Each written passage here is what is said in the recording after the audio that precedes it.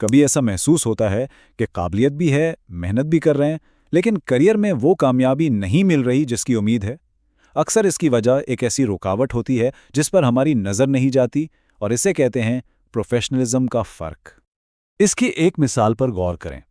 एक बहुत बड़ी टेक कंपनी ने टॉप यूनिवर्सिटियों से 300, जी हाँ, पूरे 300 बेहतरीन उम्मीदवारों का इंटरव्यू किया। अंदाज़ा लगाएं कितने लोगों को नौकरी मिली। आप सुनकर हैरान होंगे, सिफर, एक भी नहीं। तो सवाल यह है कि आखिर इन 300 काबिल लोगों को मुस्तरद क्यों किया गया? मसला उनकी डिग्रियों या टेक्निकल महारतों का नहीं था, बल्कि कमी एक ऐसी चीज़ की थी जो दिखाई नहीं देती लेकिन महसूस ज़रूर होती है, और इसी को हम कहते हैं प्रोफेशनलिज्म का फ़र्क। तो चलिए इस फर्क को जरा गहराई से समझते हैं। देखें, इस मसले की जो जड़ है ना, वो अक्सर दो तसव्वुरात के दरमियान फर्क में छुपी होती है।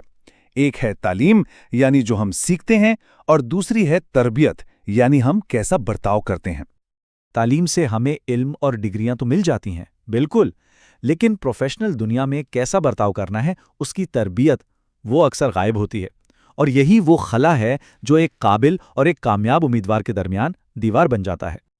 तो इस फर्क को कैसे पुर किया जाए, इसके लिए हम 3 मजबूत सतूनों या पिलर्स पर अपनी बुनियाद रख सकते हैं। चलें पहले सतून से शुरू करते हैं, ईमानदारी और दयानतदारी। देखें, पेशावराना दुनिया में ये बातें सिर्फ मशवरे नहीं हैं, ये किरदार की बुनियाद हैं। इन पर अमल करने से साख्त मजबूत होती है और इत्मीनान की एक ऐसी करेंसी बनती है जिसकी कोई कीमत नहीं होती।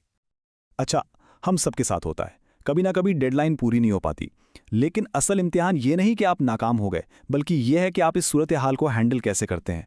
और यही वो लम्हा है जो एक प्रोफेशनल को एक गैर प्रोफेशनल से अलग करता है। तो सबसे अहम नुक्ता यह है कि ताख़ीर के बारे में वक्त से पहले बता देना सालमियत की निशानी है, नाकामी की नहीं। इससे आपके साथियों को पता चलता है कि आप उनके वक्त की कदर करते हैं और मसाइल को हल करने के लिए संजीदा हैं। ईमानदारी का ताल्लुक सिर्फ सच बोलने से नहीं है, बल्कि इससे भी है कि हम कैसे बात करते हैं।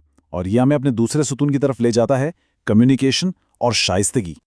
मतलब जो ज़ुबान दोस्तों के साथ ठीक लगती है, जैसे ये पूछना कि क्या सीन है, वो पेशावराना माहौल में आपकी काबिलियत पर सवाल उठा सकती है। इससे ऐसा लग सकता है कि आप शायद इतने संजीदा या तजुर्बेकार नहीं हैं। और हाँ, सकाफती फ़र्क भी बहुत अहम किरदार अदा करते हैं। एक कल्चर में जो चीज़ एहतराम की अलामत है, हो सकता है दूसरी में उसे बदतमीज़ी समझा जाए। इसलिए एक आलमी माहौल में इस बात का ख्याल रखना बहुत ज़रूरी हो जाता है। और ये छोटी छोटी मेहरबानियाँ, जैसे शुक्रिया कह देना या किसी के लिए दरवाज़ा पकड़ लेना, उन्हें मामूली मत समझें। यही वो धागे हैं जो एक मुस्बत और बाहमी ताउन का माहौल बनाते हैं। ये एहतराम का इजहार है और इनकी कदर हमेशा की जाती है। शाइस्तगी और एहतराम सिर्फ अल्फाज तक महदूद नहीं होने चाहिए, ये हमारे आमाल में भी नजर आने चाहिए। और ये हमें अपने तीसरे और आखिरी सुतून की तरफ ले जाता है, जवाबदही और एहतराम। मानते हैं गलती तस्लीम करना मुश्किल हो सकता है, लेकिन प्रोफेशनल्स हमेशा जिम्मेदारी कबूल करते हैं। सिर्फ ये कह देना कि मुझे अफसोस है, मैं इसे ठीक कर दूंगा, न सिर्फ सूरत हाल को संभालता है बल्कि एतमाद भी पैदा करता है। प्रोफेशनल एहतराम की एक बेहतरीन मिसाल क्रिकेट से आती है। एक बहुत कशीदा मैच के दौरान जब पाकिस्तानी टीम हार रही थी तो इंडियन साथियों ने जश्न मनाने के बजाय अपने पाकिस्तानी साथी को तसल्ली दी। सोचिए यह हमदर्दी और टीम वर्क की कितनी शानदार मिसाल है। तो हकीकी एहतराम का मतलब सिर्फ इख्तिलाफ राय को बर्दाश्त करना नहीं है, बल्कि एक दूसरे की मदद करना है। मतलब ये कि जब कोई गलती करे तो इल्ज़ाम तराशी करने के बजाय मिलकर हल तलाश किया जाए।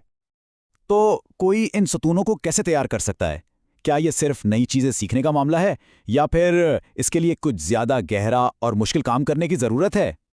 यहाँ एक बहुत ताकतवर ख्याल सामने आता है, अनलर्निंग, यानी सीखी हुई गलत आदतों को भुलाना। हमें शऊरी तौर पर उन रवैयों को तर्क करना होगा जो हमें पेशेवराना तौर पर पीछे रखते हैं। इसकी एक छोटी सी मिसाल लें, जैसे ड्राइविंग के दौरान दूसरों को रास्ता ना देना। ये एक आदत है ना? लेकिन ये हमारे उस लाशऊरी रवैये की अक्कासी करती है जो फिर दफ्तर में टीम वर्क और ताउन में भी झलकता है। ये छोटी चीज़ें हमारे पेशावराना किरदार को हमारी सोच से कई ज़्यादा मुतासिर करती हैं। और यही बात हमें अपने आखिरी और सबसे अहम सवाल की तरफ लाती है। कामयाबी का रास्ता सिर्फ नई महारतें सीखने से नहीं बनता, बल्कि उन पुरानी आदतों को भुलाने से भी बनता है जो हमें आगे बढ़ने से रोकती हैं। तो फिर सोचने की बात यह है कि ऐसी कौन सी एक आदत है जिसे कामयाबी के लिए अनलर्न करना जरूरी है।